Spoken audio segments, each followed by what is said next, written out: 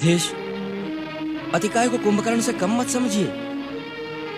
ये उससे सवाया है। कुमार लक्ष्मण को युद्ध में भेजने से पहले आप भली भांति विचार कर लीजिए।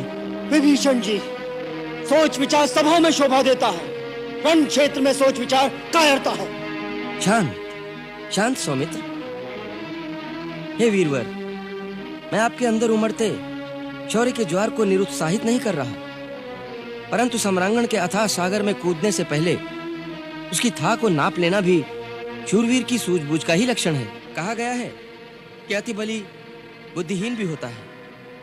उन मूर्खों ने इस विचार से कि विष्णु अब युद्ध के अंत की कामना करेंगे, उल्टे उनसे ही वर मांगने को कहा। मांगो, हम तुमसे बहुत प्रसन्न हैं विष्णु, हमसे वर मांगो।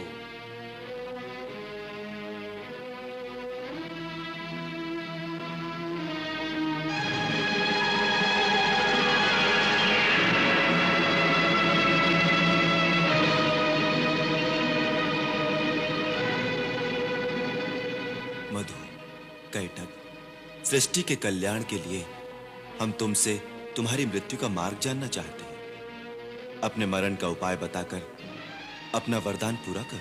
मान गए मायापति, हमें हमारे ही माया जाल में जकड़कर हमारा मान भंग कर दिया।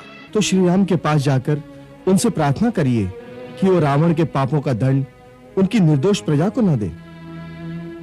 परंतु युद्ध में तो कुछ भी हो सकता है, और यह युद्ध अवश्य होगा। फिर तो और आवश्यक है उनसे मिलकर युद्ध का रुख इस प्रकार मोड़ा जाए जिससे प्रजा की कम से कम क्षति तो न हो। इसके लिए आपको श्री राम जी से मिलकर उनका विश्वास पात्र बनकर युद्ध की बागडोर संभालने में सम्मिलित होना पड़ेगा।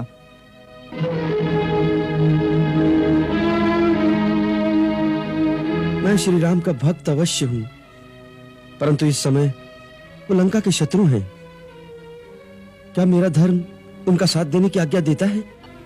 तुम कुछ नहीं कर सकोगे, क्योंकि रावण तुम्हें यहाँ स्वतंत्र नहीं रहने देगा।